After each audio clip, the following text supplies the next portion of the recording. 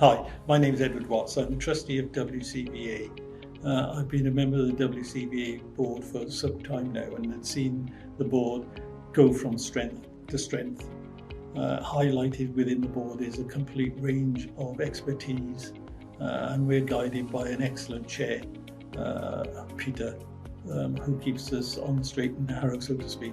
Things that I'm involved with, as I said earlier, is EDI, Equality, Diversity, Inclusion, of which I am the lead champion for that on behalf of the board.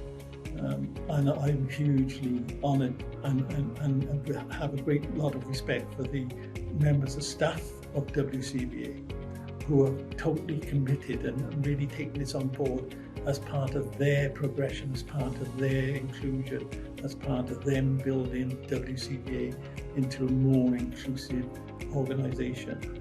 The board itself is really committed to making sure that all protected characteristics are represented, that people see their likeness on the board, that people see the journeys that various communities have gone through reflected within WCVA. I take my hat off to them from the chief exec all the way down. So now is the time for recruiting for new members, and I would ask you, as far as the community is concerned, to actually get involved, to actually make WCVA even more representative.